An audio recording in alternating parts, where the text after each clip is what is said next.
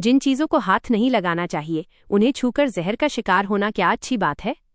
सच में ये मर्द भी न बड़े अजीब होते हैं, मुंह से कहते हैं नहीं चाहिए, लेकिन इनका शरीर एकदम सच बोलता है। जुइजे लू के अंदर हमारी हीरोइन ने मेज पर चांदी के कुछ सिक्के रखे और बड़े ही प्रोफेशनल अंदाज में बोली, यू शियानशेंग, इसे अपना मुनाफा समझकर रख लीजिए। जब यू किनली ने देखा कि वो पैसे रखकर तुरंत वहां से जाने के लिए मुड़ गई है तो उससे रहा नहीं गया और उसने बेचैनी से पूछ ही लिया, क्या अब से हम दोनों के बीच ऐसा ही रूखापन रहेगा? हीरोइन ने बड़े ही कूल अंदाज में अपने कंधे उचकाए और बेबाकी से जवाब दिया, देखिए, आप मेरे साथ अच्छे से पेश आते हैं, मेरी परवाह भी करते हैं, लेकिन मुझसे शादी नहीं करना चाहते। और मैं इतनी भी सस्ती नहीं हूं कि अपनी सेल्फ रिस्पेक्ट को साइड में रखकर आपकी कोई बेनाम सी खास दोस्त बनकर रह जाऊं। ये सुनकर यू किनली घबरा गया और झट से अपनी सफाई देने लगा कि उसका ये मतलब बिल्कुल नहीं था।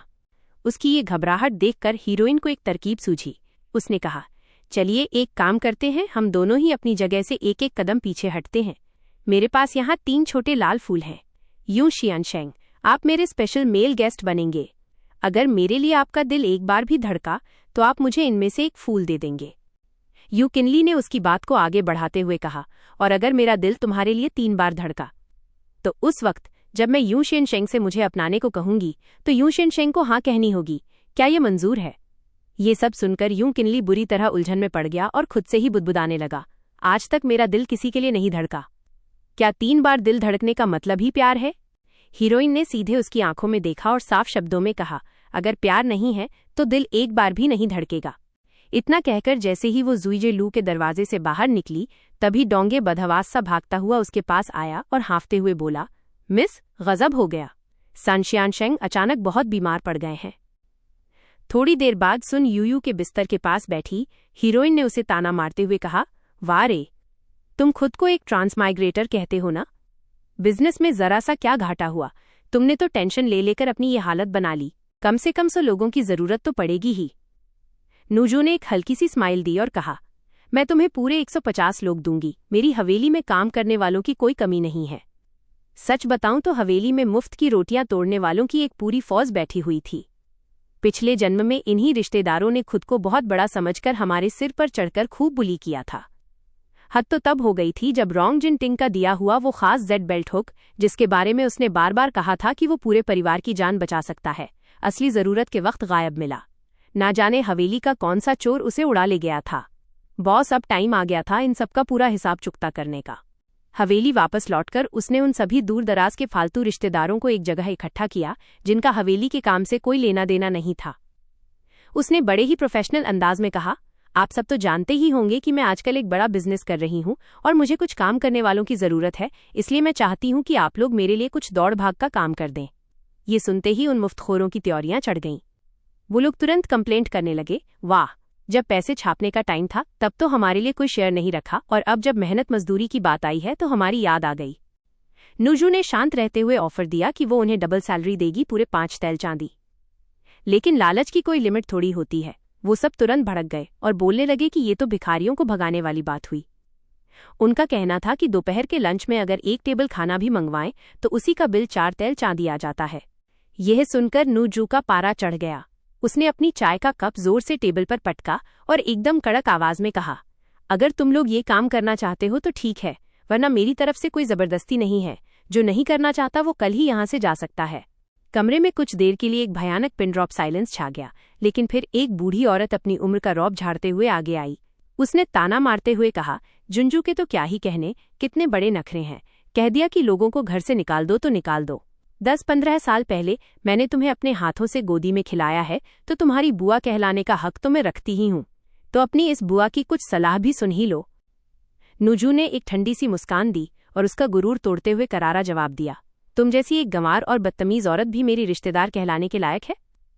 मैंने अभी हाल ही के अकाउंट्स चेक किए हैं। पिछले ही महीने तुम्हारा नालायक बेटा चुपचाप हवेली से करीब 100 तैल चांदी उड़ा ले गया था। जरा बताओगी कि वो पैसे कहाँ से आए? चोरी चकारी करना न सिर्फ सरकारी कानून के खिलाफ है, बल्कि ये व्यू वैंग एफयू के खानदानी नियमों का भी सीधा उल्लंघन है। तुम सबने एक के बाद एक जो कांड किए हैं, अब वक्त आ गया है कि उन पर तसल्ली से बात की जाए और तुम सबको एक एक करके सजा दिलवाई जाए। वैसे दोस्तों, जरा सोचिए कि जब आपके पिछले जन्म के एक्स एक ही छत के नीचे इकट्ठा हो जाएं तो वो फीलिंग कैसी होगी। रोंग जिंगटिंग ने सोचा था कि वो यूं क्यूइंग ली को अपनी टीम में शामिल करने के लिए उसे मना लेगा, लेकिन जैसे ही उसने दरवाज़ा खोला, सामने खड़ी थी हमारी नूजू। उसने बड़े ही कॉन्फिडेंस के साथ कहा, रोंग गोंगजी, आपको जो भी बात करनी है आप बेझिझक मुझसे कह सकते हैं। इस बार वो किसी भी हाल में रोंग जिंगटिंग और यूं क्यूइंग ली को हाथ मिलाने नहीं देना चाहती थी, क्योंकि उसे पता था कि इनका साथ आना मुसीबत खड़ी कर सकता है। रोंग जिंगटिंग उसे गौर से देखने लगा और बोला, तुम्हें पहले से ही पता था ना कि मैं आज यहाँ आने वाला हूँ? वो धीरे धीरे उसके करीब आने लगा और सवाल किया, दुनिया भर में तो जुंजू की शराफत और सौम्यता के चर्चे हैं, लेकिन अपने मेल पेट्स के साथ तुम्हारा ये रूखा बर्ताव आखिर क्यों? क्या वजह है इसके पीछे? नूजू उसे हैरानी से देख ही रही थी कि तभी रोंग जिंगटिंग ने झटके से उसका हाथ पकड़ लिया। उसने तड़पते हुए कहा, मेरे हाथ पर लगा वो गहरा जख्म तो तुम्हें याद नहीं रहा, लेकिन उस मामूली बंदे का बर्थडे तुम्हें अच्छी तरह याद है। क्या वो सच में तुम्हें इतना पसंद है? उसने उसे अपनी ओर खींचते हुए पूछा, क्या तुमने मुझे उस दिन महफिल में सबके सामने सिर्फ इसलिए नहीं चुना था क्योंकि तुम मुझे पसंद करती थी?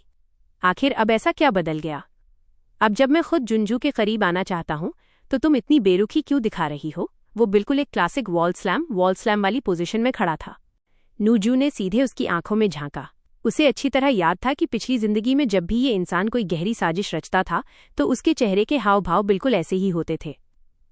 उसने एक ठंडी हंसी हंसते हुए जवाब दिया, देखो, हम जैसी रईस लड़कियों के लिए मेल पैट्स पालना बस वक्त गुजारने का एक जरिया है। तुम्हें चुन लिया तो इसका मतलब ये नहीं कि मुझे तुमसे प्यार हो गया। रोंग गोंगजी, आप कुछ ज्यादा ही गलत फहमी पाल रहे हैं। नूजू को समझ नहीं आ रहा था कि आखिर ये बंदा किस बात का टेस्ट ले रहा है। असल में रोंग जिंगटिंग को इस बात का शक था कि क्या उसे भी पिछले जन्म की सारी बातें याद हैं, लेकिन अफसोस उन दोनों की सोच फिलहाल अलग अलग ट्रैक पर चल रही थी। नूजू के मन में एक ही ख्याल आया, क्या रोंग जिंगटिंग को शक हो गया है कि वो युआन जेन की जासूस है? उसने साफ लफ्जों में कह दिया, मैं यहाँ अपनी मर्जी से यू शेनशेंग की जगह आई हूँ, इसका किसी और से कोई लेना देना नहीं है। सच तो ये है कि मुझे हमेशा से ही उनके जैसे लोग पसंद रहे हैं, बस तुम मेरी हवेली में उनसे पहले आ गए थे, सिर्फ इसलिए तुम यहाँ टिके हो। यह सुनते ही रोंग जिंगटिंग का गुस्सा 7वें आसमान पर पहुंच गया। उसने एक झटके में अपना जोर बढ़ाते हुए कहा, तो तुम्हारा मतलब है कि तुम्हें हमेशा से वही पसंद था और मैं बस गलती से पहले आ गया? पिछली जिंदगी की कड़वी यादें उसके जहन में ताज़ा हो गईं। जब नूजू की शादी यूं क्यून लाई से हुई थी तब रोंग जिंगटिंग के भेजे हुए खत वापस कर दिए गए थे। उस वक्त रोंग गोंगजी को जवाब मिला था कि दुनिया में उनके लिए अब कोई कुंवारी लड़की नहीं बची, सिर्फ यू फ्यू रेन मिसेज यून ही है। बस फिर क्या था, रोंग जिंगटिंग के अंदर का विलन जाग उठा। तो तुम्हें यू फ्यू रेन बनने का इतना शौक है?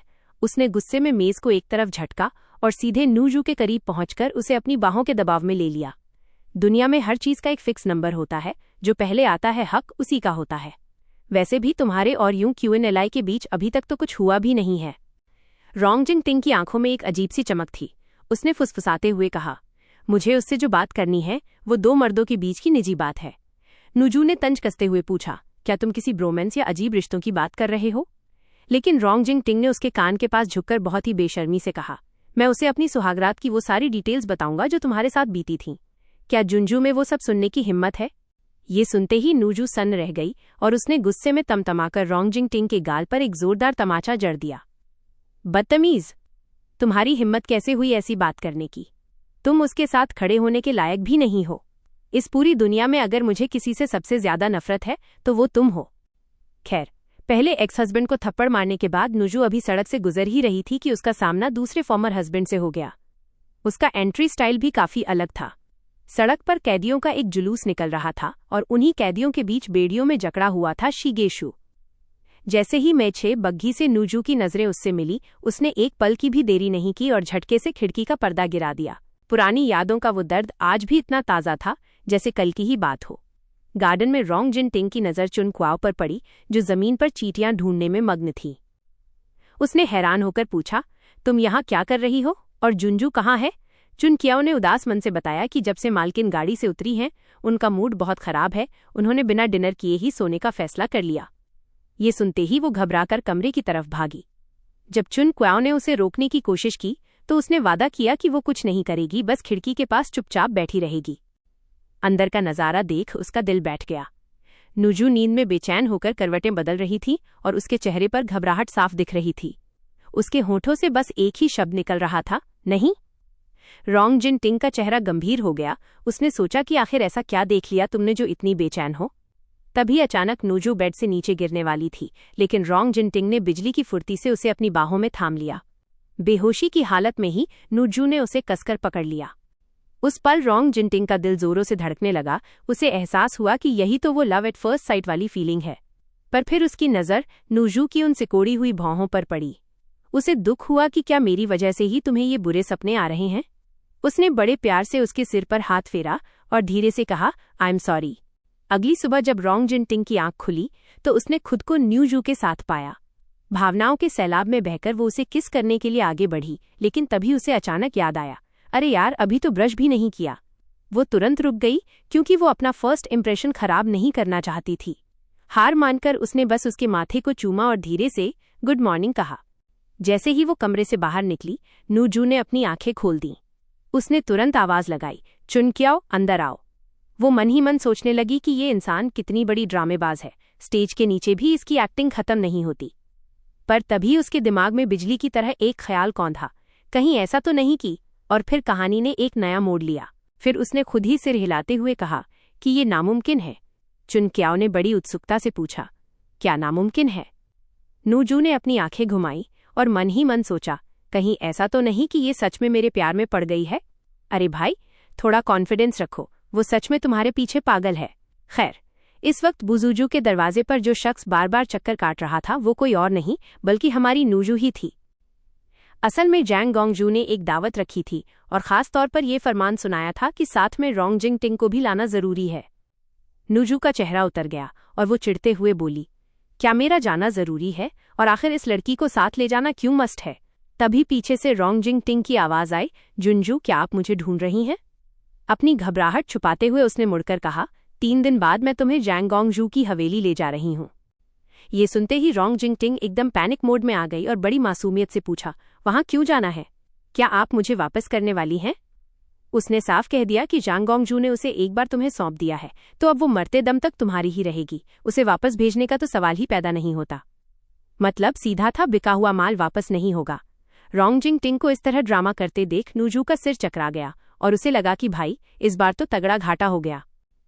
बाद में जैंग गोंगजू की हवेली पहुंचकर जब रोंग जिन टिंग एक प्यारे से वफादार पपी की तरह उसके पीछे पीछे घूमने लगी तो नूजू अपनी हंसी नहीं रोक पाई। युआन हुआ ने उसे गौर से देखा और कहा, वे तुम तो सुबह से ही मुस्कुरा रही हो। फिर उसने मजे से टेबल खिसकाई और नूजू की गोद में सर रखकर लेट गई। उसने चहकते हुए कहा, बड़े नसीब से आज हमारी 7 सहेलियां यानी 7 गोल्डन फ्लावर्स एक साथ जुटी हैं, क्यों न आज सब मिलकर हमारी सेवा करें।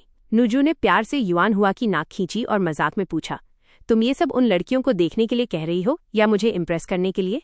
उनके बीच की ये बॉन्डिंग देखकर ऐसा लग रहा था जैसे इनके बीच का प्यार कभी कम नहीं होगा, और यह देखकर युआन हुआ के चेहरे पर अलग ही खुशी थी। ये 7 खूबसूरत कलियां यानी 7 गोल्डन फ्लावर्स असल में तुम्हारे लिए ही तैयार की गई हैं। अगर तुम्हें ये पसंद है तो तुम और भी। अभी बात पूरी भी नहीं हुई थी कि रोंग जिन टिंग छीले हुए अंगूरों की प्लेट लेकर पास आ गई। उसने बड़े लाड से कहा, जुनजू, देखिए मैंने आपके लिए इन्हें छील दिया है।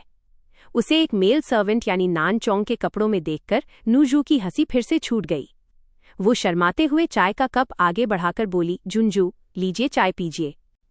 युआन हुआ, जो नूजू के बिल्कुल करीब बैठी थी, मजाक में कहने लगी, जब से तुम्हारा ये रोंग लैंग हवेली में आया है इसका पूरा ध्यान बस तुम्हारी सेवा करने पर ही रहता है। नूजू ने तुरंत चुटकी लेते हुए कहा, अगर तुम्हें ये इतना ही पसंद है तो तुम इसे रख लो। यह सुनकर युआन हुआ मुस्कुराई और बोली, नहीं बाबा, मुझे नहीं चाहिए। ऐसी चीजों में दोनों तरफ से रजामंदी होना जरूरी है, और रही बात इसकी तो इसकी आंखों की चमक सब बयां कर रही है। आंखें कभी झूठ नहीं बोलती। उसकी बातों ने नूजू को गहरी सोच में डाल दिया। क्या वाकई रोंग जिन टिंग को उससे प्यार हो गया है? जैसे ही उसने नजरें उठाईं, दोनों की आंखें चार हुईं और नूजू का दिल जोर से धड़कने लगा। उसने घबराकर अपनी आंखें फेर लीं, पर वो साफ महसूस कर सकती थी कि उसकी निगाहें अब भी उसी पर टिकी हुई हैं। लगातार इस तरह घूरने से वो थोड़ी चिढ़-सी गई और मन ही मन बुदबुदाई, ये क्या रोज रोज घर में देख देख कर मन नहीं भरता क्या? आखिर मुझ में ऐसा क्या है जो देखे जा रही है? तभी युआन हुआ ने एक दिलचस्प खबर सुनाई।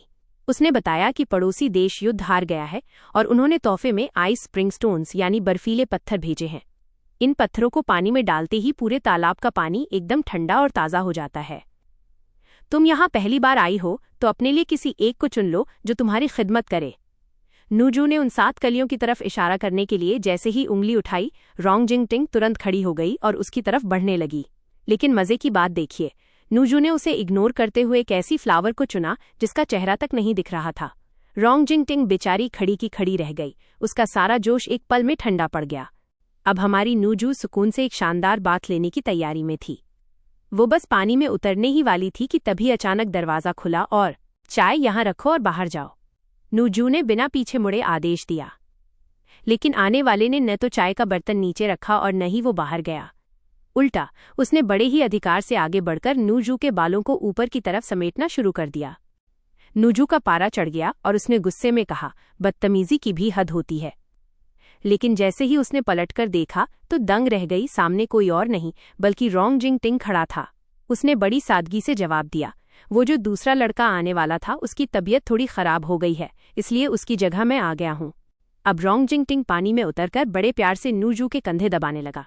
नूजू ने उससे सवाल किया, तुम जाकर आराम क्यों नहीं करते? इस पर उसने दिल जीतने वाला जवाब दिया, जुंजू की सेवा करना मेरा फर्ज है और मैं अपना हक किसी और को नहीं देना चाहता। नूजू ने शक जताते हुए पूछा, वो लड़का जिंदा तो है ना? उसने हल्की मुस्कान के साथ कहा, वो बिल्कुल ठीक है, कम से कम उसकी सांसें तो चल ही रही हैं। फिर थोड़े उदास मन से बोला, क्या आपकी नज़रों में मैं इतना ही क्रूर और पत्थर दिल इंसान हूं? जब नूजू ने कोई जवाब नहीं दिया तो रोंग जिंगटिंग मन ही मन सोचने लगा कि अगर तुम्हारे पास पिछले जन्म की यादें नहीं हैं तो तुम एक मामूली से मेल सर्वेंट यानी नान चोंग को लेकर इतनी चौकन्नी क्यों रहती हो? इधर नूजू के दिमाग में भी खिचड़ी पक रही थी। उसे याद था कि पिछली जिंदगी में इस वक्त वो ज़ांगोंगजू की हवेली में जासूसी कर रहा होता था, फिर वो आज यहाँ क्या कर रहा है? क्या ये उसकी कोई सोची समझी चाल है या वो सच में उसे पसंद करने लगा है? नूजू ने एक लंबी सांस ली और अब खेल को थोड़ा मज़ेदार बनाने का फैसला किया। वो झटके से घूमी और बोली, पीछे की मालिश तो अच्छे से हो गई, लेकिन सामने की अभी बाकी है। रोंग जिंगटिंग अभी समझ भी नहीं पाया था कि इसका मतलब क्या है कि उसने आगे बढ़कर कहा, रोंग लैंग, आओ अब आगे की मसाज करो। उसने भी अपना काम शुरू कर दिया। रोंग जिंगटिंग ने अपनी नज़रें झुका ली और उसकी आवाज़ थोड़ी भारी हो गई, जुंजू, बताइए कैसे मालिश करनी है? नूजू ने उसके बालों की एक लट पकड़ी और उसे अपनी तरफ खींचते हुए मजाक में कहा, क्यों? हवेली में आने से पहले क्या तुमने सेवा करने का ये हुनर नहीं सीखा था? उसका शरीर हल्का सा कांपते हुए देखकर नूजू ने तंज कसा, अगर तुम्हें ये काम नहीं आता तो मैं किसी और को बुला सकती हूँ। रोंग जिंगटिंग ने घबराते हुए थूक गटका और बोला, नहीं, मुझे आता है। उसे तो यकीन ही नहीं हो रहा था कि इतनी बड़ी खुशखबरी इतनी अचानक कैसे मिल गई। तभी नूजू की नज़र नीचे किसी चीज़ पर पड़ी और ना जाने उसे क्या दिखा कि वो तुरंत पलट गई। रहने दो, अब मेरा मसाज कराने का मन नहीं है, मुझे शराब पीनी है, जाओ जाकर थोड़ी ले आओ। रोंग जिंगटिंग पीछे मुड़कर खड़ा हो गया। उसके कान शर्म से लाल हो चुके थे और मन ही मन उसे अपनी सिचुएशन पर बड़ी झुंझलाहट हो रही थी। उसने मुट्ठियां भींच लीं और दबी आवाज में रिक्वेस्ट की कि क्या शराब लाने के लिए किसी और को भेजा जा सकता है। दरअसल इस वक्त अगर वो बाहर जाता तो उसकी शारीरिक उत्तेजना साफ झलकती और सबको पता चल जाता कि मामला क्या है।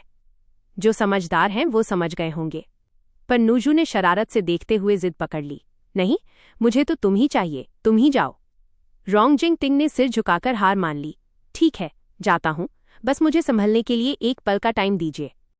आखिर वो कौन हो सकता है जिसने दोबारा जन्म लेने वाली इस निडर नूजू के दिल में भी खौफ पैदा कर दिया? अभी अभी रोंग जिंगटिंग के साथ फ्लर्टिंग खत्म ही हुई थी कि युआन हुआ ने मजे लेते हुए कहा, तुम दोनों मालिक और नौकर नहीं बल्कि पति पत्नी जैसे लग रहे हो। नूजू ने ठंडी आह भरते हुए कहा, किसका दिमाग खराब है जो इसके साथ जोड़ी बनाएगा? युआन हुआ ने तुरंत ताली बजाई और अपने बंदों को ऑर्डर दिया कि जाओ, तहखाने से मेरी सबसे बेहतरीन शराब लेकर आओ। लेकिन जैसे ही शराब लेकर आने वाला शख्स कमरे में दाखिल हुआ, नूजू के पूरे शरीर में एक सिहरन दौड़ गई। उसके हाथ कांपने लगे और शराब का प्याला सीधा जमीन पर जा गिरा। सामने खड़ा ये आदमी कोई और नहीं बल्कि उसके पिछले जन्म का सबसे खौफनाक सपना था, शिगेशु, यानी उसका दूसरा एक्स हस्बैंड। नूजू बार बार खुद को समझाने लगी, गहरी सांस लो, इस जन्म में मैं इसे पहली बार देख रही हूँ, डरने की कोई बात नहीं है। ये तो वाकई बड़े अफसोस की बात है। कहते हुए हमारी हीरोइन ने शिगेशु की नज़रों से बचने की कोशिश की और प्रिंसेस एल्डिस्ट के महल में कपड़े बदलने का बहाना बनाकर वहां से खिसक गई। कमरे के अंदर डांगिए उसके कपड़े ठीक करते हुए बोली, जुंजू, क्या आपका कीमती जाट पेंडेंट बगीचे के उसी लियांगटिंग मंडप में छूट गया है? मैं अभी जाकर उसे ले आती हूँ। अब कमरे में अकेली बैठी हीरोइन जैसे जैसे इंतजार कर रही थी, उसकी बेचैनी बढ़ती ही जा रही थी। आखिर उससे और रहा नहीं गया और वो ये कहते हुए बाहर निकल पड़ी कि अब और इंतजार नहीं होगा, आखिर वो बस एक जेम ही तो है। लेकिन जैसे ही उसने दरवाज़ा खोला, सामने खड़े शख्स को देखकर उसके होश उड़ गए। शिगेशु ने एक कुटिल मुस्कान के साथ कहा, लगता है मैंने पहले सही देखा था, तुम मुझसे बहुत डरी हुई हो। अब भाई, तुम ठहरे एक नंबर के साइको, तो भला तुमसे कौन नहीं डरेगा। उसने हीरोइन के बालों की एक लट को अपनी उंगलियों में लपेटा और बोला, अगर मैंने आप जैसी किसी सुंदरी को पहले देखा होता तो मैं उसे कभी भूलता नहीं, लेकिन हम तो पहले कभी मिले ही नहीं, फिर आप मुझसे इतना ज्यादा क्यों डर रही हैं। उसने अपनी नजरों को हीरोइन के चेहरे पर गड़ा दिया और एक ठोस वजह मांगने लगा। हीरोइन ने अपने अंदर के खौफ को दबाते हुए झूठ का सहारा लिया और कहा, मैंने तुम्हें पहले कभी नहीं देखा। जब उसने पलटकर पूछा, तो फिर कब, तो हीरोइन ने बहाना बनाया कि जब उसे गलियों में ले जाया जा रहा था तब किसी ने कहा था कि तुम एक खूंखार भूत की तरह हो। शिगेशु ने बड़े ही तिरस्कार के साथ पूछा, सिर्फ इतनी सी बात से तुम मुझसे डर गई। हीरोइन ने फौरन सिर हिलाया और मासूमियत का नाटक करते हुए बोली, हाँ, मुझे खून खराबे और लाशों से बहुत डर लगता है, और तुम तो बिल्कुल किसी साये या भूत की तरह दिखते हो, तो डरना तो लाजमी है। ये सुनते ही शिगेशु की दिलचस्पी उसमें एकदम खत्म हो गई। उसने बड़ी ही बेरुखी से कहा कि सुंदरियों के लिए उसका नजरिया थोड़ा अलग है। जैसे ही हीरोइन वहां से जान बचाकर भागी, उसने उसके कीमती जेड पेंडेंट को जमीन पर पटक दिया और नफरत से बुदबुदाया, मुझे ऐसी सुंदरियों से सख्त नफरत है जिनके पास दिमाग नहीं, सिर्फ खूबसूरत चेहरा होता है। अरे ओ बड़े भाई, जरा संभल के। पिछले बंदे ने भी कुछ ऐसा ही कहा था और उसके चेहरे पर पड़ा वो जोरदार तमाचा अभी तक ठीक नहीं हुआ है। इधर गाड़ी में बैठी चुनकियाओ भी ये सब देख रही थी। थरथराते हुए हमारी हीरोइन ने रोंग जिंगटिंग को डांटते हुए कहा, तुम आखिर किस तरह से अपनी जुंजू की सेवा कर रहे हो? क्या तुम्हें एक इंसान की देखभाल करना भी नहीं आता? इसके बाद उसने चुनकियाओ को तुरंत कुछ ऐसी दवाइयां लाने को कहा जो मन को शांति दे सके। गाड़ी से उतरने से ठीक पहले हीरोइन ने रोंग जिंगटिंग को अपनी बाजुएं दिखाते हुए एक आखिरी मौका दिया और सख्त लहजे में कहा, तुम्हें एक और चांस दे रही हूं, अगली बार से अपनी मालकिन का ख्याल अच्छे से रखना। शायद रोंग जिंगटिंग के लिए खुद को बेगुनाह साबित करने का ये सबसे करीबी मौका था। चूंकि शिगेशु से हुई उस मुलाकात ने हीरोइन को बुरी तरह डरा दिया था, इसलिए जब उसने रोंग जिंगटिंग का दिया हुआ खुशबूदार सैसे साशे देखा तो उसने पूछा, क्या तुम्हें वाकई इस बात की चिंता है कि मुझे बुरे सपने आएंगे? इस पर उसने बिना झिझके कबूल किया कि हाँ, उसे सच में इस बात का डर सताता है। हीरोइन गहरी सोच में डूब गई और उसे अपना पिछला जन्म याद आने लगा। यू किनली से शादी के उन शुरुआती सालों में शिगेशु की वजह से उसकी दिमागी हालत ऐसी हो गई थी कि वो हर रात बेचैनी और डर के साए में गुजारती थी। उस वक्त यू किनली ने उसके सुकून के लिए एक इलाज ढूंढ निकाला था और उसे बिल्कुल ऐसा ही एक खुशबूदार बैग दिया था जो वाकई बहुत असरदार था और जिसे उसने हमेशा अपने पास रखा। ये देखकर चुनकियाओ ने उससे पूछ ही लिया, जब मिस्टर रोंग आपसे इतना प्यार करते हैं तो क्या आपको खुशी नहीं होती? हीरोइन ने उस सैसे को सूंघा और एक ठंडी सांस भरते हुए कहा, मुझे अंदर से ऐसा लग रहा है कि उसका ये लगाव इतना सीधा सादा नहीं है जितना दिख रहा है। आखिर इस जन्म में ये खुशबूदार बैग इतनी जल्दी मेरे पास कैसे पहुंच गया? ये कहते हुए उसने उसे एक तरफ फेंक दिया। अचानक उसका मूड बदला और वो आसमान की तरफ देखकर झुंझलाते हुए चिल्लाई, आखिर वो कमबख्त शिगेशु उस महल में आया ही क्यों? उस इंसान ने तो मेरी नाक में दम कर रखा है। दूसरी तरफ प्रिंसेस एल्डेस्ट के महल में शिगेशु अभी भी इसी उधेड़बुन में था कि आखिर हीरोइन की तबीयत अचानक इतनी खराब क्यों हो गई। वहां मौजूद युआन हुआ ने बड़ी शांति से उससे पूछा, क्या तुम्हें अंदाजा भी है कि सम्राट की हालत ऐसी क्यों हुई है? क्या हमने तुम्हें खुद यहाँ प्रिंसेस एल्डेस्ट के महल में आने का न्योता दिया था? शिगेशु ने अपनी औकात पहचानते हुए जवाब दिया, एक हारे हुए देश के राजकुमार की क्या ही बिसात। वो तो यहाँ बस प्रिंसेस की बेइज्जती और टॉर्चर सहने के लिए ही आया है। ये सुनकर युआन हुआ मुस्कुराई और बोली, बिल्कुल सही पकड़े हो, तुम चाहे जो भी रहे हो, लेकिन इस वक्त मेरे महल के एक मामूली नौकर से ज्यादा कुछ नहीं हो।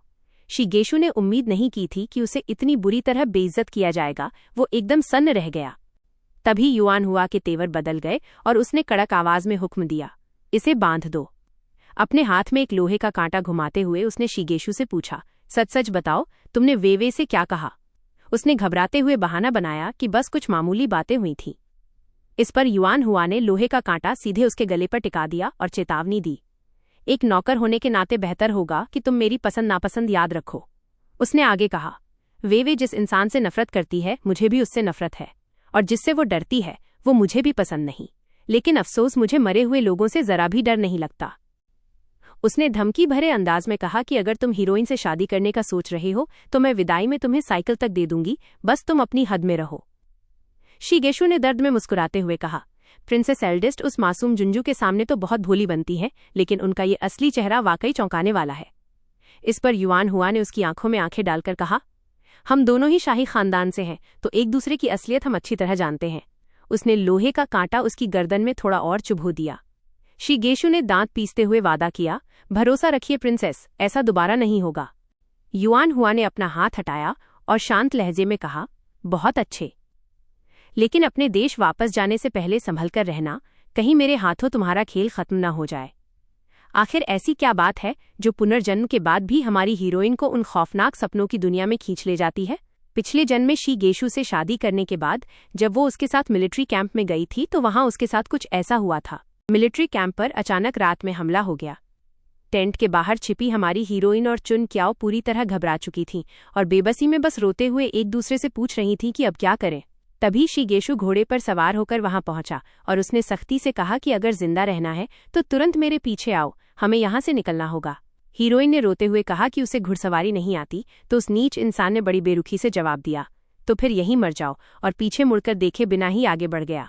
सच में कितना बड़ा रजील इंसान है, जब रक्षा नहीं कर सकता था तो उसे अपने साथ लाया ही क्यों। अपनी जान बचाने के लिए हीरोइन ने किसी तरह हिम्मत जुटाई और चुन क्याओ को घोड़े का इंतजाम करने को कहा, लेकिन बेचारी काफी कमजोर थी और जैसे ही घोड़े पर चढ़ने की कोशिश की धड़ाम से नीचे गिर गई। ठीक उसी वक्त शिगेशु अचानक वापस लौटा। शायद उसे लगा कि इतनी मुश्किल से मिली सुंदरी का ऐसे मर जाना थोड़ा नुकसान का सौदा होगा। गुस्से में भरी हीरोइन ने उसकी बाहों में आते ही उसे जोर से काट लिया। पर ताज्जुब की बात देखिए, शिगेशु को गुस्सा आने के बजाय मजा आने लगा और वो बोला, यही तो शिगेशु की असली औरत है भाई, इसे तो पक्का कोई दिमागी बीमारी है। अचानक हीरोइन की नींद खुल गई। पिछला जन्म आज भी उसे बिल्कुल कल की बात जैसा लगता है। उसने खुद को समझाया कि आदमी वाकई उसकी तरक्की और तलवार की धार यानी उसकी काबिलियत के बीच की सबसे बड़ी रुकावट है। मुट्ठियां भींचते हुए उसने खुद से वादा किया, यान शियांग वेई, इस जन्म में तू फिर से वो बेबस और लाचार लड़की कभी नहीं बनेगी। इधर युवांगफू हवेली के अंदर युआन हुआ लाड लड़ाते हुए कह रही थी, वे मुझे पढ़ाई करना बिल्कुल पसंद नहीं है, मुझे नहीं पढ़ना। वो छोटे बच्चों की तरह रोने का नाटक करते हुए बोली, मुझे तो बस तुम्हारे साथ रहना है, चलो ना कहीं बाहर घूमने चलते हैं। हीरोइन ने मुस्कुराते हुए बाहर की तरफ इशारा किया और कहा, आज की क्लास बहुत दिलचस्प होने वाली है क्योंकि मेरे मम्मी पापा भी आए हैं। ये सुनते ही युआन हुआ के होश उड़ गए। उसे लगा जैसे किसी बदशक्ल बहू को पहली बार अपने सास ससुर का सामना करना पड़ रहा हो। उसने घबराते हुए पूछा कि क्या उसे अब यहाँ से निकल लेना चाहिए। अमीर बनने का मौका सामने हो और कोई पैसा कमाने के लिए एक्साइटेड ना हो तो समझो उसके दिमाग में ही कोई लोचा है। इसके बाद सन यूयू अपने प्रोडक्ट का इंट्रोडक्शन कुछ अलग ही अंदाज में देने लगा। उसका सीधा सा मतलब ये था कि ये यूजिन शियांग बहुत महंगा और रेयर आइटम है, इसलिए इसकी कीमत तो आसमान छुएगी ही। इस पर युवांगे ने एक लॉजिकल सवाल दाग दिया कि भाई, इसमें और एक आम गुलाब के फूल में फ़र्क क्या है। सन यूयू ने धीरे से समझाया कि पहले हमें मार्केट में इसकी ज़बरदस्त हाइप बनानी होगी, तभी तो ये कीमती लगेगा। जब उसने देखा कि लोगों को अभी भी पूरी बात समझ नहीं आई है तो हमारी हीरोइन ने मामला क्लियर किया। उसने कहा, हमारा मकसद फूल बेचना नहीं है, बल्कि दुनिया को ये यकीन दिलाना है कि फूलों का ये बिजनेस बहुत मुनाफे वाला है। फिर हम किसी बड़े बकरे यानी अमीर क्लाइंट को ढूंढेंगे और अपना पूरा बिजनेस उसे ही बेच देंगे। युआन हुआ ये सुनते ही फौरन समझ गई कि असल में ये किसी मुर्गे को फंसाकर उसे बिजनेस बेचने का प्लान है। हीरोइन ने एक शातिर मुस्कान के साथ कहा, बिल्कुल सही पकड़े हो, जाल तो मैंने बिछा दिया है, अब बस किसी लालची इंसान के इसमें फंसने की देर है। तभी कहानी में एक नया मोड़ आता है। जब दो पुराने दुश्मन आमने सामने हों तो माहौल तो गर्म होगा ही।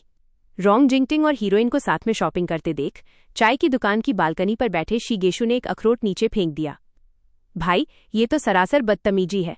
रोंग जिंगटिंग ने हवा में ही अखरोट को लपक लिया और ऊपर देखते हुए उसकी आंखों में गुस्सा साफ चमक रहा था।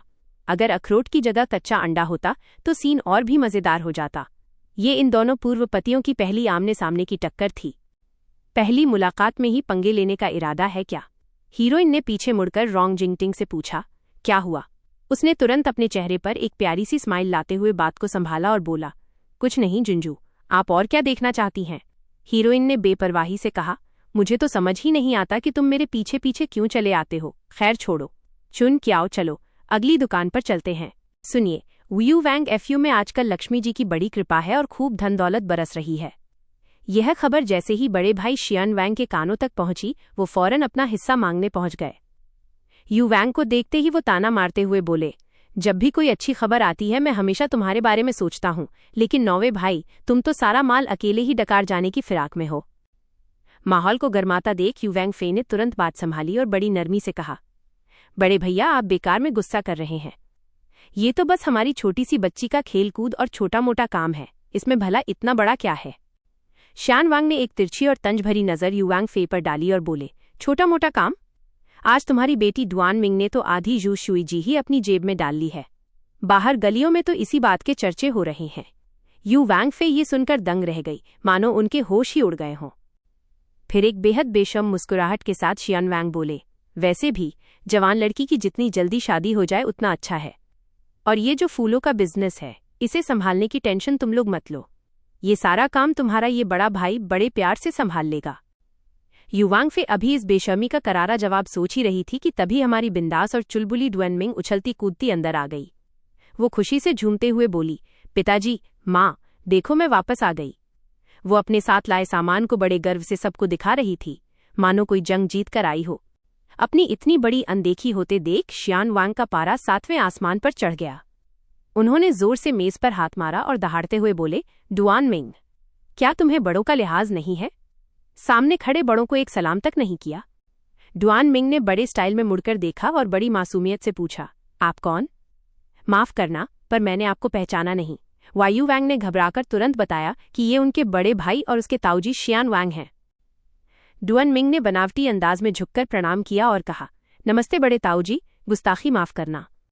वैसे ताऊजी, कुछ दिन पहले मेरा जन्मदिन था, पर मुझे आपकी तरफ से कोई गिफ्ट या शगुन की लिस्ट तो कहीं नजर नहीं आई। यू वैंग ने धीरे से टोका और कहा, बेटा, उस दिन बड़े भाई आए तो थे। इस पर डुआन मिंग ने गजब की हैरानी दिखाई और बोली, अच्छा, आए थे, पर लिस्ट में तो कहीं नाम निशान तक नहीं था। ओहो, तो इसका मतलब आप सिर्फ मुफ्त की दावत उड़ाने आए थे क्या? ये सुनते ही शियान वांग शर्म और गुस्से के मारे पानी पानी हो गए। सुना है आजकल युवांगफू हवेली में पैसों की जबरदस्त बारिश हो रही है। नौवे भाई, मैं तो हमेशा तुम्हारे भले की सोचता हूँ, लेकिन तुम हो कि सारा मुनाफा अकेले ही डकार जाना चाहते हो। ये तंज कसने वाला कोई और नहीं बल्कि युवांगे का बड़ा भाई शान वांग था। जैसे ही युवांगे ने उसे पलटकर जवाब देना चाहा, युवांगफी ने बीच में आकर बात संभाल ली और बोली, बड़े भाई, आप बेकार में गुस्सा कर रहे हैं, ये तो बस छोटी बच्ची का मामूली सा खेल है। शियान वांग ने उनकी तरफ देखा और चिढ़ते हुए बोला, मामूली खेल? आज तुम्हारी बेटी डुआन मिंग ने तो जैसे पूरी मार्केट ही खरीद ली है, बाहर हर तरफ इसी के चर्चे हैं।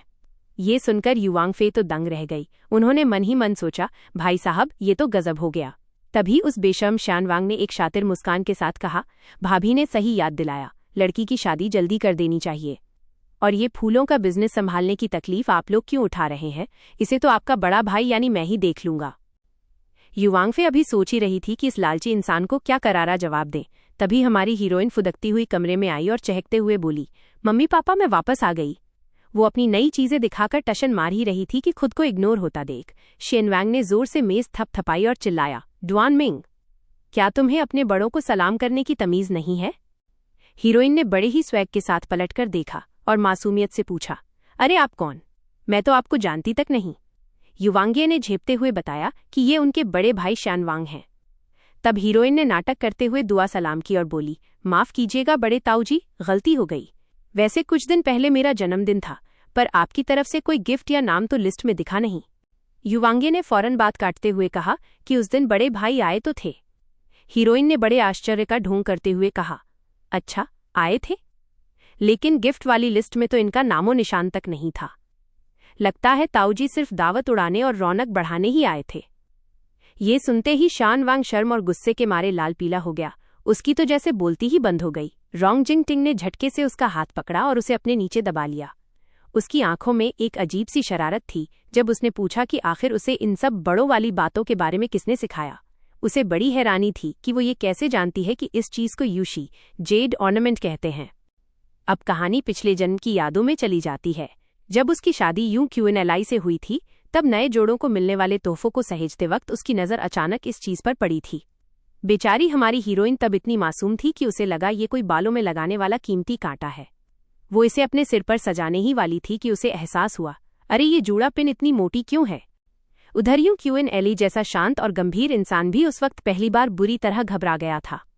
उसने हड़बड़ाहट में बस इतना ही कहा, इसे हाथ मत लगाओ, पर लड़की भी कहाँ मानने वाली थी। वो उसकी कमीज का कोना पकड़कर जिद करने लगी कि आखिर ये है क्या। उसे तो बस यही दिख रहा था कि ये बेहतरीन क्वालिटी के पत्थर से बना है। हार मानकर यूं क्यूएनएलआई ने बड़ी झिझक के साथ उसे इसका असली मतलब समझाया था। खैर, वर्तमान में वापस आते हैं। रोंगजिंग टिंग के कड़े सवाल ने उसे पुरानी यादों से बाहर खींच लिया। वो बार बार पूछ रहा था, सच बताओ, तुम्हें ये सब किसने सिखाया। अपनी जान बचाने के चक्कर में उसके मुंह से अचानक निकल गया, वो ज़ांगोंगजू प्रिंसेस ने सिखाया है। ये सुनते ही रोंगजिंग टिंग के तो जैसे होश ही उड़ गए। उसने हैरानी और सदमे में अपना हाथ हवा में लहराया और चिल्लाया, क्या तुम और राजकुमारी एक साथ। उसकी इस घटिया सोच को सुनते ही हीरोइन का पारा चढ़ गया। उसने बिना सोचे समझे अपनी मशहूर घुटने से हमला करने वाली कला का प्रदर्शन कर दिया। सीधा सटीक निशाना। बेचारा रोंगजिंग टिंग दर्द के मारे वहीं ढेर हो गया और वाइब्रेशन मोड पर आ गया। लड़की ने गुस्से में दहाड़ते हुए कहा, राजकुमारी ने तो बस मुझे तुम्हें साथ ले जाने को कहा था, और तुम यहाँ क्या ऊटपटांग सोच रहे हो। जब रोंगजिंग टिंग की तरफ से कोई जवाब नहीं आया, तब उसे एहसास हुआ कि उसने शायद कुछ ज्यादा ही जोर से हमला कर दिया है, ऐसा वार जिससे वंश ही खत्म हो जाए। थोड़ी देर बाद जब माहौल शांत हुआ तो उसने बड़े हमदर्दी भरे लहजे में पूछा, ज्यादा जोर से लग गई क्या।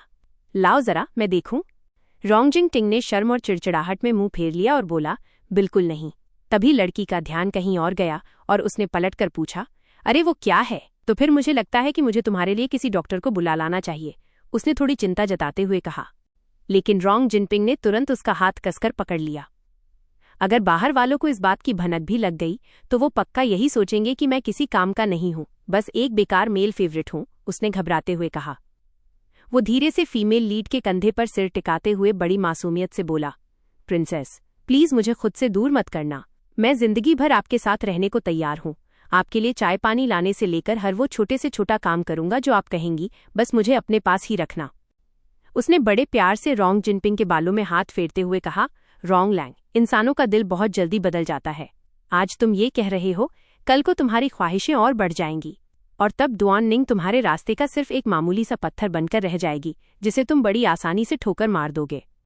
ये बात सुनकर रोंगजिंग टिंग अंदर तक हिल गया और बुदबुदाया, वाकई किस्मत भी कैसे कैसे खेल खेलती है। और क्या हो अगर मैं ये वादा करूं कि मैं कभी नहीं बदलूंगा। ये कहते हुए उसने फीमेल लीड का हाथ पकड़ा। पहले उसने वो हाथ अपनी गर्दन पर रखा और फिर धीरे से अपने सीने पर ले जाते हुए पूरी शिद्दत से बोला, मेरी ये जान और मेरा ये दिल हमेशा हमेशा के लिए सिर्फ और सिर्फ मेरी प्रिंसेस का ही रहेगा। फीमेल लीड ने हल्की सी मुस्कान के साथ उसके सीने पर अपनी उंगली फिराते हुए पूछा, और अगर ये सब सिर्फ एक दिखावा हुआ तो। रोंगजिंग टिंग ने बड़े ही चालाकी वाले अंदाज में जवाब दिया कि अगर उसे ये बात झूठी लग रही है तो वो उसके लिए कोई भी गंदा काम करने को तैयार है, जैसे कि शियान वैंग को रास्ते से हटाना। पर उसका ये दांव उल्टा पड़ गया और इस एक लाइन ने फीमेल लीड को बुरी तरह भड़का दिया। तुम्हें कैसे पता कि मैं उसे निशाना बनाने वाली हूं, उसने गुस्से से फुफकारते हुए कहा। तुम मुझ पर नजर रख रहे हो, उसने एकदम से रोंगजिंग टिंग की गर्दन दबोचते हुए खूंखार लहजे में कहा। शियान वैंग सिर्फ और सिर्फ मेरा शिकार है और तुम उसे छूने की हिम्मत भी मत करना। शियान वैंग को मौत से कोई खौफ नहीं है, उसे तो बस अपनी बर्बादी से डर लगता है। ये कहते हुए उसने झटके से अपना हाथ हटा लिया। आज रात मैं तुम्हें जिंदा छोड़ रही हूं, लेकिन याद रखना, अगर तुमने दोबारा मेरी जासूसी करने की जुर्रत की तो मैं तुम्हारी जान लेने में एक पल भी नहीं सोचूंगी। अब जरा ध्यान से देखिए, कहानी में एक नया ट्विस्ट आ रहा है। दूसरी तरफ शियान वैंग उसी वक्त यू चिंगली के सामने हमारी फीमेल लीड की जमकर बुराई करने में लगा हुआ था। मैंने सुना है कि प्रिंस यू के मेंशन का सारा बिजनेस पूरी तरह से आपके ही इशारों और गाइडेंस पर चलता है, उसने मक्खन लगाते हुए कहा। तो मैं भी चाहता हूं कि आप मुझे थोड़ा गाइड करें और मेरे बिजनेस को भी मुनाफे में ला दें। यू किंगली ने अपनी नजरें उठाईं और उसे देखते हुए बड़ी शांति से जवाब दिया, योर हाइनेस, मुझे लगता है आपको कोई बहुत बड़ी गलतफहमी हुई है। ये पीनी का जो भी बिजनेस आप देख रहे हैं वो पूरी तरह से सिर्फ और सिर्फ दुआननिंग के ही दिमाग की उपज है। शियान वैंग ने एक ठंडी सांस ली और ताना मारते हुए कहा, मिस्टर यून, इतना भी मामूली बनने की जरूरत नहीं है। प्रिंस यू का पूरा परिवार तो वैसे भी किसी काम का नहीं है, सबके सब एकदम बेकार हैं। और वो दुआननिंग, वो तो बस एक छोटी सी लड़की है जिसके पास अपनी अदाओं से लोगों को फंसाने के अलावा और कोई टैलेंट नहीं है। भला वो क्या बड़ा तीर मार लेगी। ये सुनते ही यू किनली ने एक भी शब्द नहीं कहा, लेकिन उसके चेहरे के हाव भाव अचानक से एकदम डार्क और खतरनाक हो गए। इस बात से अनजान शियान वैंग अपनी ही धुन में बोलता रहा, मैंने अच्छी तरह से पता करवा लिया है। डुआन निंग जो भी बिजनेस कर रही है ना, उस हर एक चीज के पीछे आपका ही दिमाग है मिस्टर यून। आप दुनियादारी की चीजों का लालच नहीं करते, इसी वजह से उस लड़की के परिवार को सारा क्रेडिट और नाम कमाने का मौका मिल गया है। तभी अचानक से एक जोरदार आवाज आई। यू किनली ने अपना चाय का कप पूरी ताकत से टेबल पर पटक दिया। उसने कड़क आवाज में कहा, अगर प्रिंस यू का परिवार इतना ही नाकारा और बेकार होने के बावजूद अच्छा खासा पैसा कमा सकता है, तो मुझे लगता है शियन वांग को खुद और भी ज्यादा मेहनत करनी चाहिए। बस इतना कहकर उसने ये बहाना बनाया कि उसे कुछ जरूरी काम है और वहां से सीधा निकल गया, जबकि पीछे शियान वांग गुस्से में बड़बड़ाता रह गया कि इस आदमी को तो किसी के भले की कद्र ही नहीं है। दरवाजे से बाहर निकलते ही यू किनली ने अपने लोगों को सबसे पहले कहीं और चलने का हुक्म दिया। अब चलते हैं दूसरी तरफ, जहां चुन क्याओ खुशी से पागल हो रही थी। जैसे ही उसने सुना कि यू किनली खुद उनके दरवाजे पर आया है, वो उछलते हुए बोली, मिस, देखा आपने, सच्ची लगन हो तो पत्थर भी पिघल जाता है। ये पहली बार है जब मिस्टर यून खुद चलकर हमारी हवेली में आपसे मिलने आए हैं। हमारी फीमेल लीड भी कहाँ पीछे रहने वाली थी। उसने फटाफट अपनी लिपस्टिक का शेड बदला और बड़े ही कातिलाना अंदाज में दरवाजे का सहारा लेकर खड़ी हो गई। अरे वाह मिस्टर यून, आप खुद मुझसे मिलने आए हैं, ये तो मेरे लिए बहुत ही ज्यादा खुशनसीबी की बात है, उसने मीठी सी स्माइल देते हुए कहा। यू किनली तो बस उसे देखता ही रह गया। वो इतना खो गया कि काफी देर तक उसके मुंह से एक भी शब्द नहीं निकला, बस एकदम सन्न खड़ा रहा। जब वो ऐसे ही लगातार घूरता रहा तो फीमेल लीड को भी थोड़ी अजीब सी ऑकवर्ड फीलिंग होने लगी। उसने झिझकते हुए पूछा, मिस्टर यून, आखिर क्या बात है? तब जाकर यू किनली को होश आया और उसने अपनी नजरें चुराते हुए दूसरी तरफ देखा। आज शान वांग ने मुझे अपनी हवेली में बुलाया था, उसने सीरियस टोन में कहा, और वहां वो सिर्फ और सिर्फ तुम्हारे इस पियोनी बिजनेस के बारे में ही बात कर रहा था। इस पर फीमेल लीड ने बड़ी कैजुअल टोन में जवाब दिया, अरे शिनवांग तो मेरे सगे ताऊजी लगते हैं, आप कुछ ज्यादा ही टेंशन ले रहे हैं मिस्टर यून। लेकिन बात यहीं खत्म नहीं हुई, क्योंकि यू किनली ने उसे रोकते हुए एक बहुत ही जरूरी वार्निंग दे डाली। डुआन निंग ने बस लापरवाही से अपना हाथ हवा में लहराया और कहा, ठीक है, मुझे सब समझ आ गया है, लेकिन उसकी ये बेपरवाही देखकर यू किनली खुद को रोक नहीं पाया। उसने झपटकर उसका हाथ थाम लिया और बड़ी गंभीरता से बोला, तुम्हें इस मामले को बिल्कुल भी हल्के में नहीं लेना चाहिए। मेरे दिल में डुआन निंग की जो इमेज है वो किसी लापरवाह इंसान की नहीं है। इस पर उसने पलटकर एक चुपता हुआ सवाल दाग दिया, आपके दिलवाली डुआन निंग? सच तो ये है कि आप मुझे जानते ही कितना है। फिर उसकी तरफ पीठ करके वो मायूसी भरे लहजे में आगे बोली, आखिर मैं हूं तो एक बिना शादीशुदा कमजोर लड़की ही ना। अगर शानवांग मैंशन जबरदस्ती अपनी बात मनवाने पर उतर आया तो भला मैं कर भी क्या सकती हूं। ये सुनकर यूं किनली को पहली बार इस बात का गहराई से एहसास हुआ कि डुआन निंग अभी महज अपनी उम्र के शुरुआती पड़ाव पर खड़ी एक छोटी सी लड़की ही है। उसे अचानक झटका लगा कि उसने अभी तक उसका हाथ कसकर पकड़ा हुआ है और उसने शर्मिंदगी में फौरन उसे छोड़ दिया। डुआन निंग ने हाथ हिलाकर उसे विदा किया और कहा, ठीक है मिस्टर यून, अब मैं आपको बाहर तक छोड़ने नहीं आ पाऊंगी। जैसे ही वो जूलैंग गलियारे में पहुंची, उसके चेहरे पर एक अजीब सी गहरी उदासी छा गई, जैसे वो अंदर से बहुत दुखी हो।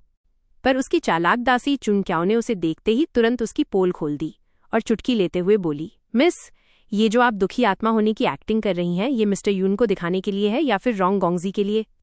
अपनी पोल खुलते देख उसने बस एक रहस्यमयी मुस्कान दी और कहा, अरे भाई, देख लिया तो देख लिया, पर सब कुछ बोलकर जाहिर मत किया करो। चुन क्याओ ने तुरंत थम्सअप दिखाते हुए उसकी तारीफ की, वाकई मिस, आपका तो कोई जवाब नहीं। तभी चुन क्याओ की नज़र जमीन पर पड़ी एक छोटी सी कली पर गई जो किसी दिलकश मेहमान की निशानी लग रही थी। उसने हैरान होकर पूछा, मिस, ये फूल यहाँ कैसे आया? उसे देखते ही डुआन निंग के चेहरे पर एक जानलेवा मुस्कान आ गई। लगता है अभी अभी यहाँ किसी का दिल जोरों से धड़कने लगा था और वो अपनी बेचैनी यहीं छोड़ गया, उसने मजे लेते हुए कहा। अब जरा सोचिए, डुआन निंग के लिए वो नज़ारा कैसा होगा जब उसके 3 EX पूर्व प्रेमी एक ही जगह आमने सामने आ जाएंगे। वो तो पक्का किसी बड़े शूरा फील्ड यानी भयंकर ड्रामे जैसा ही होगा। दूसरी तरफ जुईगे टावर के अंदर शिगेशु ने छिपकर श्यान वांग की वो बातें सुन लीं जहां वो फूलों के खेतों को बर्बाद करने की घटिया प्लानिंग कर रहा था। तभी उसकी नज़र पास वाली टेबल पर पड़ी जहां ढेर सारा लजीज खाना बिना छुए रखा हुआ था। शिगेशु के दिमाग में एक बड़ा ही अजीब और बेशर्मों वाला आइडिया आया। उसने तुरंत वेटर को आवाज दी, ओ भाई, जरा ये सारे पकवान मेरे लिए पैक कर दो। वेटर तो उसकी बात सुनकर एकदम सन्न रह गया और बड़ी मासूमियत से बोला, साहब, आप तो शायद बगल वाली टेबल पर बैठे थे ना, फिर ये खाना आपका कैसे हुआ? शिगेशु ने बड़े ही कॉन्फिडेंस के साथ पलटकर पूछा, क्यों भाई, क्या मैं यहाँ का कस्टमर नहीं हूँ? क्या इन पकवानों के पैसे नहीं चुकाए गए, या फिर तुम्हारा इरादा इन्हें किसी और को दोबारा बेचने का है? वेटर को लगा कि ये तो मुफ्तखोरी का अब तक का सबसे बड़ा लेवल है। खैर, वो एल्डेस्ट प्रिंसेस का दिया हुआ गेट पास लेकर सीधा प्रिंस यू के मेंशन पहुंच गया। वहां उसने अकड़ते हुए कहा, मुझे एल्डेस्ट प्रिंसेस ने भेजा है, मैं यहाँ काउंटी प्रिंसेस के लिए कुछ बढ़िया डिशेज लेकर आया हूँ। उसे अंदर ले जाकर एक गेस्ट रूम में बिठाया गया, पर वहां कदम रखते ही उसने देखा कि एक और खास मेहमान पहले से ही जमा हुआ है। वो था यून किनली। दोनों ने एक दूसरे को ऐसे देखा जैसे मन ही मन पूछ रहे हों कि तू यहाँ क्या कर रहा है। दूसरी तरफ जैसे ही हमारी फीमेल लीड को पता चला कि एल्डेस्ट प्रिंसेस के यहाँ से कोई आया है, उसने रोंग जिंगटिंग को हुक्म दिया कि वो जाकर उन्हें अटेंड करे। उसे शायद इस बात का बिल्कुल अंदाजा नहीं था, या शायद उसे फर्क ही नहीं पड़ता था कि इन सबको एक साथ छोड़ना कितना खतरनाक हो सकता है। रोंग जिंगटिंग ने जैसे ही अंदर जाकर उन दोनों को देखा, वो तो गुस्से और हैरानी में ही हंस पड़ा। उसने सोचा, ये दोनों नमूने, इनसे तो मैं बहुत अच्छी तरह वाकिफ हूं। शिगेशु वहां फीमेल लीड को ना पाकर एकदम चिढ़ा हुआ बैठा था, जबकि यूं किनली तो बस अपने उस खास दिल छू लेने वाले फूल को ढूंढने के बहाने तलाश रहा था। अचानक यूं किनली ने अपना चाय का कप नीचे रखा, क्योंकि कमरे में सन्नाटा बहुत गहरा और बोझिल हो गया था। उसने कहा, यहाँ थोड़ा अजीब लग रहा है, मैं जरा बाहर घूमकर आता हूँ। ये सुनते ही रोंग जिंगटिंग उखड़ गया और कड़क आवाज में बोला, मिस्टर यून, क्या आपने प्रिंस यू के इस मेंशन को अपनी जागीर समझ लिया है? यूं किनली ने भी जरा भी देर नहीं की और कड़े शब्दों में पलटवार किया, मैं यहाँ एक मेहमान हूँ और तुम महज एक नौकर। तो रोंगोंगजी, क्या तुम्हें तमीज नहीं सिखाई गई? बस फिर क्या था, दोनों के बीच भयंकर तनाव बढ़ गया और माहौल में एकदम बारूद जैसी कड़वाहट घुल गई। एक तरफ बैठकर मजे से ये तमाशा देख रहे शिगेशु ने आग में घी डालते हुए नाटक किया, अरे भाई, अब तो मैं यहाँ नौकर भी हूँ और मेहमान भी, तो मैं आखिर किसकी तरफदारी करूँ? देखते ही देखते वो कमरा किसी जंग के मैदान में बदल गया। जब फीमेल लीड ने अपने घर के पिछवाड़े में लगी इस आग यानी इस जबरदस्त कलेश को देखा तो वो भी दंग रह गई कि आखिर ये क्या मुसीबत है। उन तीनों पूर्व पतियों ने कहा, क्या यहाँ डो दिजू जैसा कोई ताश का खेल चल रहा है? मिस्टर यून, आप यहाँ आए और इन नौकरों ने मुझे खबर तक नहीं दी। मैं भला आपको इंतजार करवाने की हिम्मत कैसे कर सकती हूँ? यूं किनली ने बड़े ही ठंडे अंदाज में रोंग जिंगटिंग की तरफ एक तिरछी नजर डाली और तंज कसते हुए कहा, शायद ये नौकर ही था जिसने मुझे यहाँ रोक रखा था। खैर, मुझे अचानक प्रिंस यू के इस पुराने मेंशन की यादें सताने लगी थीं, तो सोचा बस जरा यहाँ की गलियों में टहल लूं। फीमेल लीड ने फौरन सुझाव दिया कि डोंगे उनके साथ जाए, पर उन्होंने तुरंत मना कर दिया, नहीं नहीं, इसकी कोई जरूरत नहीं है, मैं बस अकेले ही घूमना चाहता हूँ।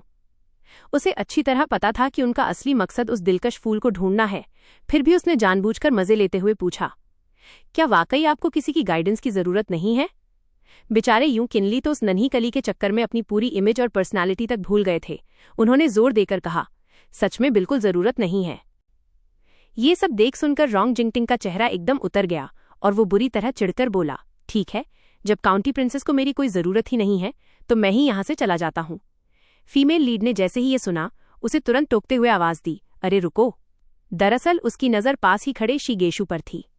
उसने मन ही मन सोचा, मैं इस अजीब से आदमी के साथ अकेले रहने का रिस्क बिल्कुल नहीं ले सकती। उसने अपने पास की जमीन की तरफ इशारा किया और बड़े प्यार से पुकारा, रोंग लैंग, जरा यहाँ मेरे पास आकर खड़े हो जाओ।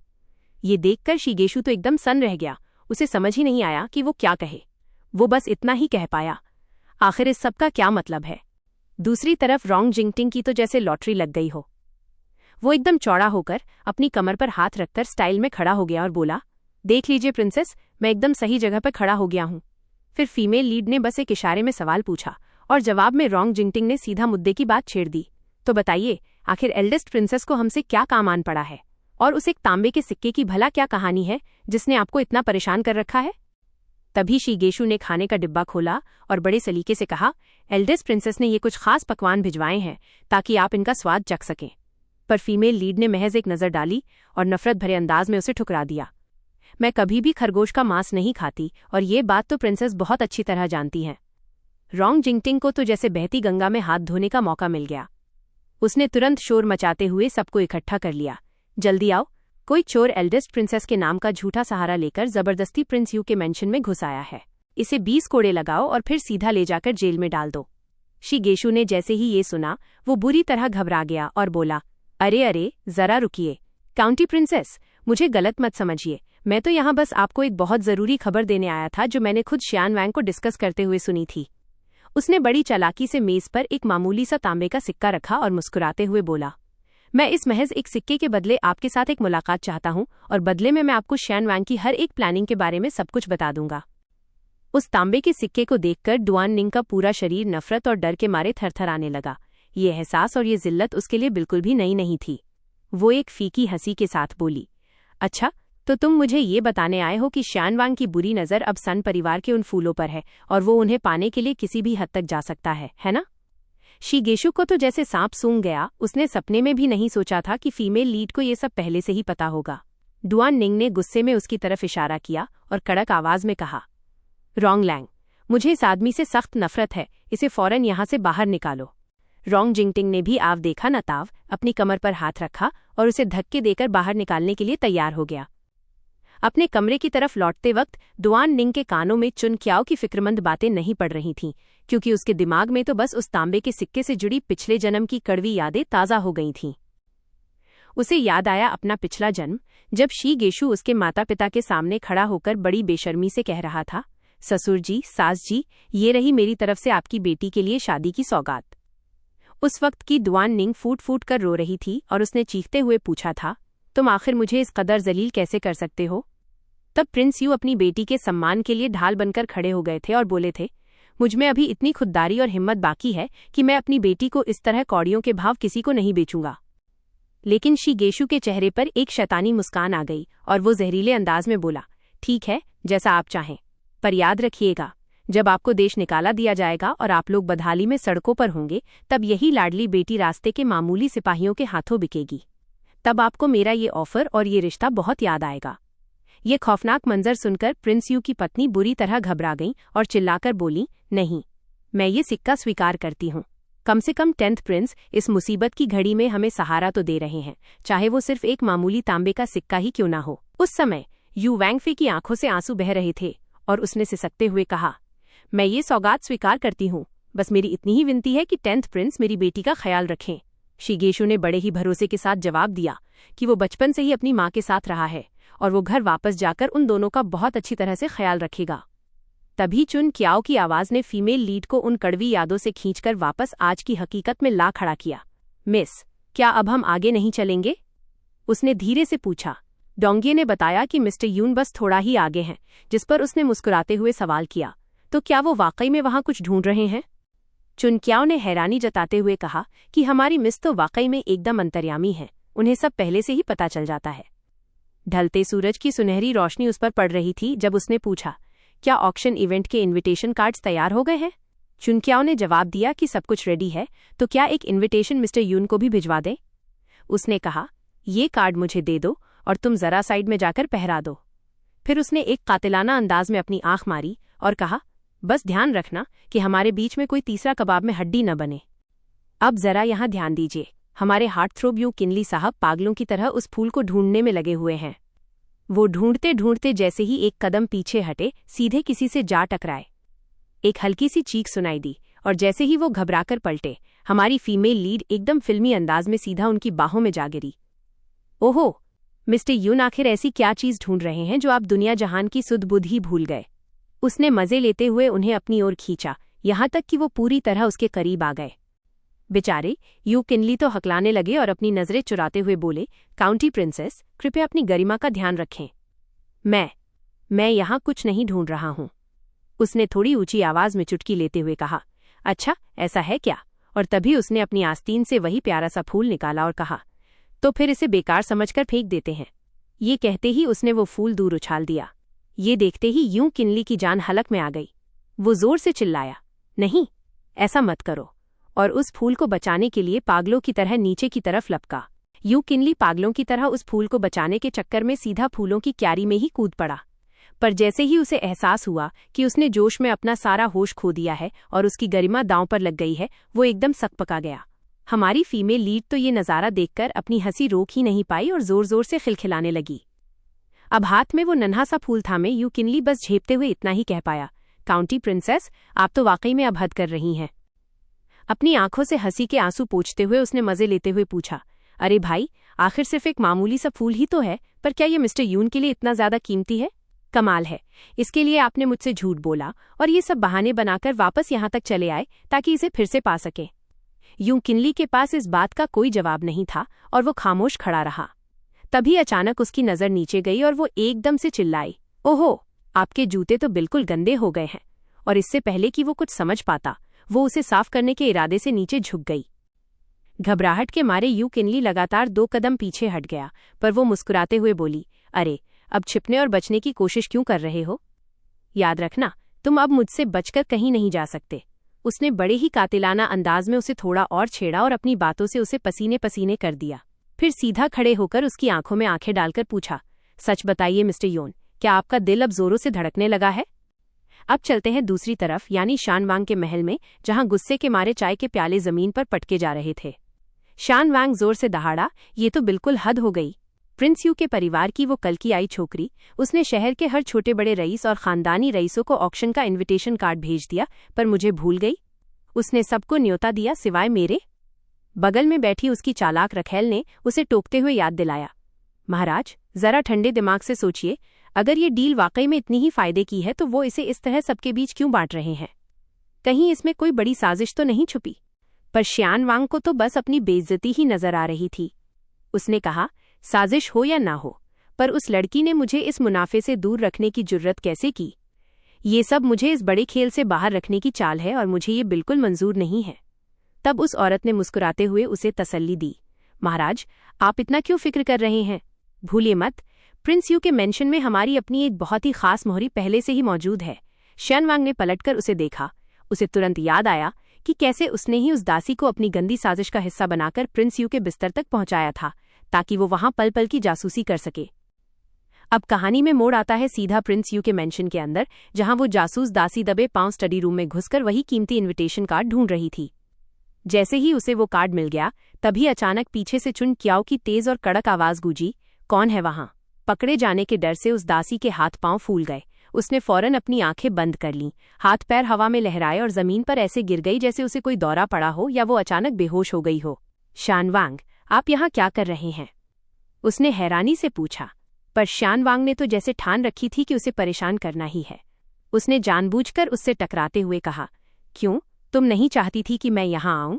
पर देखो, मैं फिर भी आ गया, और याद रखना, आज मैं तुम्हें अपने इरादों में कामयाब बिल्कुल नहीं होने दूंगा। क्या गजब की नौटंकी चल रही थी वहां? जैसे ही ऑक्शन हॉल के अंदर बोलियां लगनी शुरू हुई, माहौल एकदम गर्मा गया। तभी चुन क्याओ दौड़कर आई और एक खंजर डैगर फीमेल लीड की तरफ बढ़ाया।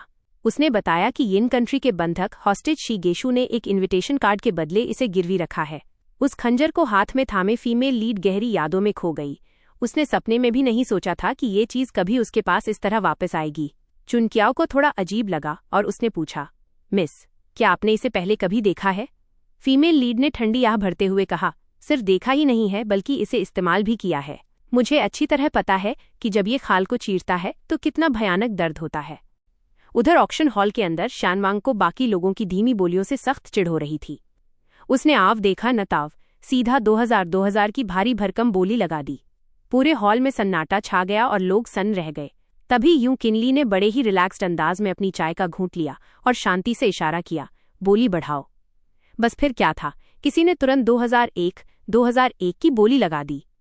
शानवांग ने ठहाका मारते हुए उसका मजाक उड़ाया, कितने गरीब और कंजूस लोग हैं यहाँ।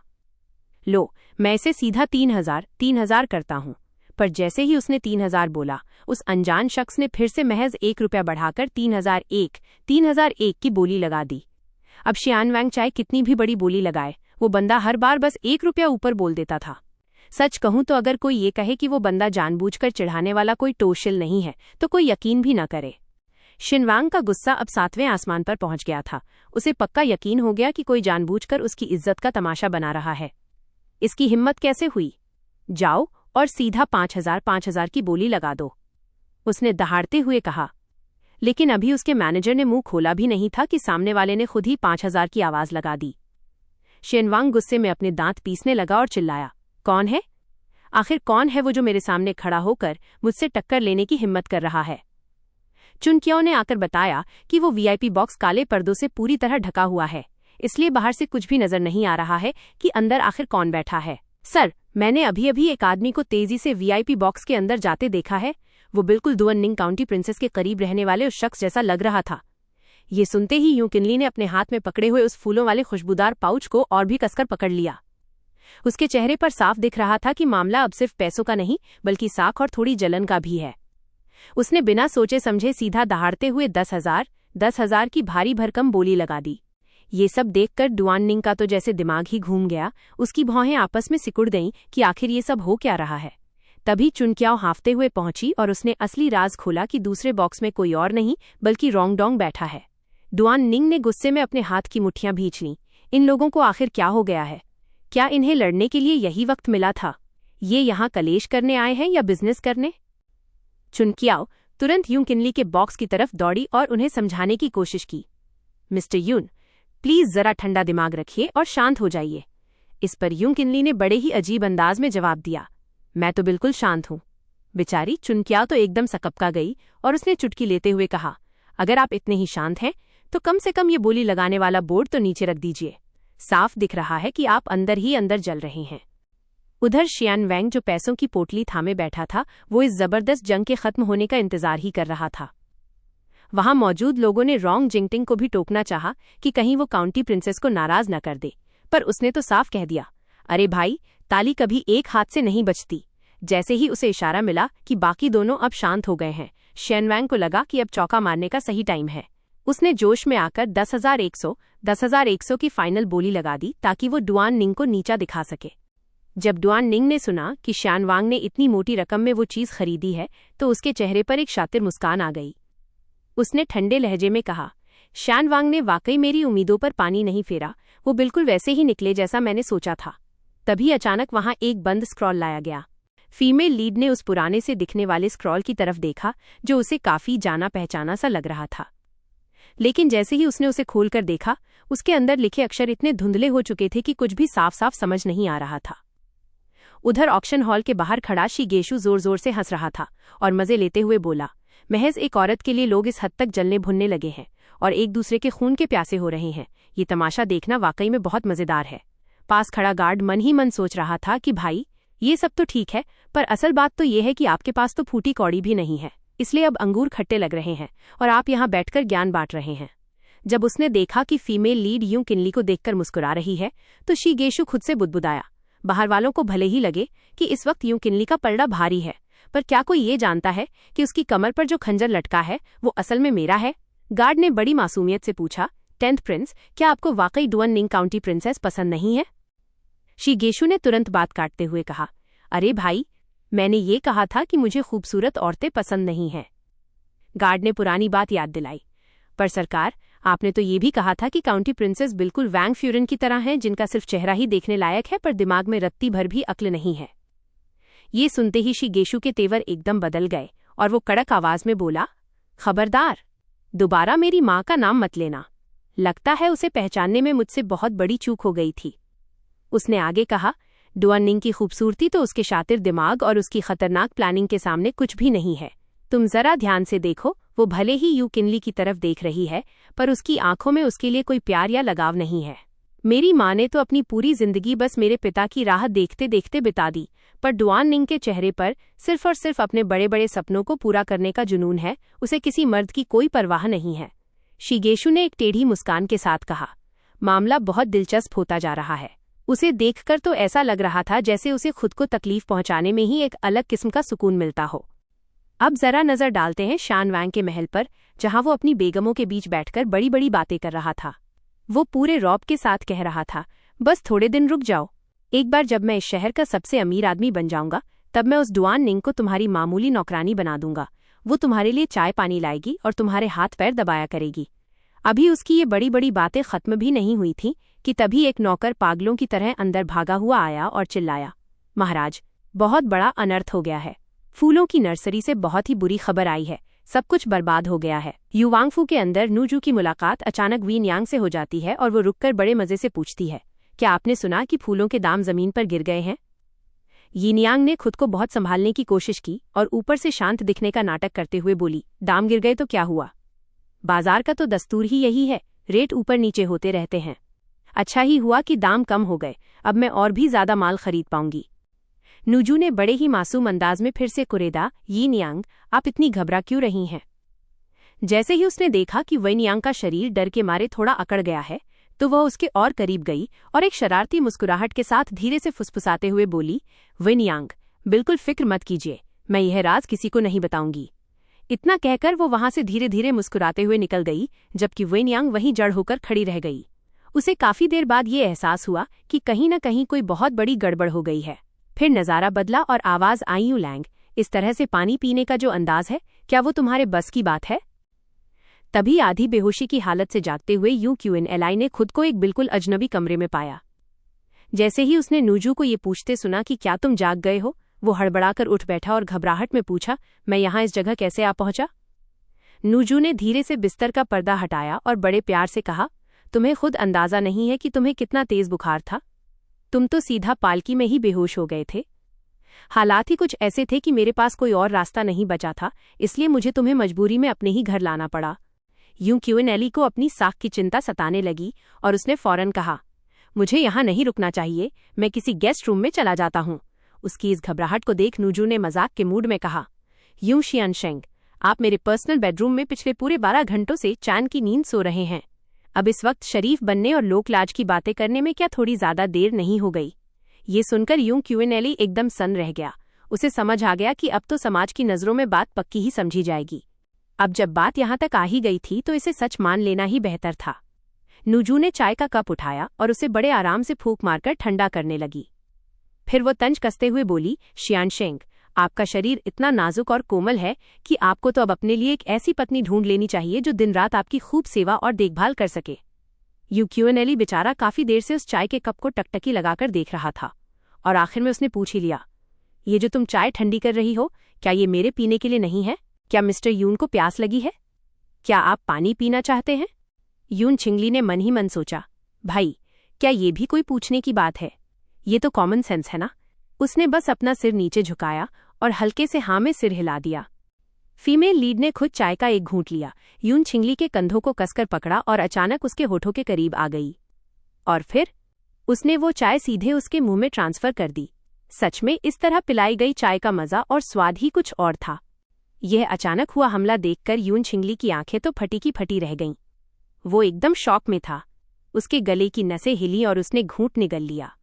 फीमेल लीड ने अपनी निगाहें उठाईं और देखा कि कैसे वो इस पल में पूरी तरह डूब चुका था। उसने कोई विरोध नहीं किया था। क्या इसका मतलब सीधा सीधा ये नहीं था कि उसने हार मान ली है और सरेंडर कर दिया है? अपने होठों को दूर करते हुए उसने एक बहुत ही शरारती मुस्कान के साथ कहा, मिस्टर यून, क्या आपको अभी भी प्यास लगी है? वैसे आपको बता दूं, अब हमारा रिश्ता बस ऐसे वैसे वाला नहीं रहा। अब तो हम साथ सो भी चुके हैं और एक दूसरे को किस भी कर चुके हैं। यून छिंगली, जो अभी भी उस खुमार से बाहर नहीं आया था, ये सुनते ही एकदम से हड़बड़ा गया। उसने घबराते हुए कहा, मैं अभी वापस जाऊंगा। लेकिन उसकी बात अभी पूरी भी नहीं हुई थी कि फीमेल लीड ने अपनी तर्जनी उंगली उसके होठों पर रख दी। अरे शांत हो जाओ बॉस, मुझे अभी कोई जल्दी नहीं है। उसने चाय का प्याला नीचे रखा और बड़े ही रोमांटिक अंदाज में कहा, मैंने मिस्टर यून को 3 छोटे फूल दिए थे। हमारी डील ये थी कि जब भी मिस्टर यून का दिल मेरे लिए जोरों से धड़केगा तो उन्हें मुझे एक फूल वापस करना होगा। तो मिस्टर यून, क्या आपको वो बात याद है?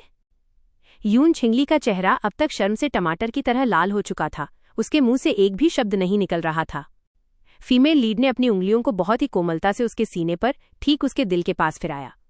अरे बाप रे, यहाँ तो बहुत तेज हलचल मची हुई है। ये तो बहुत जोरों से धड़क रहा है। उसने यून छिंगली की आंखों में गहराई से देखते हुए पूछा, मिस्टर यून, सच सच बताना, क्या दिल आ गया है मुझ पर? यून छिंगली ने बस अपनी नजरें झुका लीं। वो अभी भी बिल्कुल चुप था। आखिर यार, ऐसी बातें कोई अपने मुंह से बोलकर कैसे बता सकता है भला? फीमेल लीड ने एक लंबी सांस ली और थोड़ा नाटक करते हुए बोली, पहाड़ों पर तो अब वैसे भी कपड़ों और दवाइयों की बहुत कमी हो गई है। तो मेरी मानो, जब तक मिस्टर यून पूरी तरह से ठीक नहीं हो जाते, उन्हें यहीं यू वांगफू में आराम से रुकना चाहिए। यून छिंगली ने कुछ समझ न आते हुए पूरी हैरानी से उसकी तरफ देखा और पूछा, लेकिन ऐसा क्यों? फीमेल लीड के चेहरे पर एक बेहद चालाक सी मुस्कान आ गई, क्योंकि अगर मिस्टर यून ने अभी बाहर जाने की कोशिश की ना, तो मुझे पूरा यकीन है कि मेन गेट पर ही जियान वांग आपका रास्ता रोककर खड़े होंगे।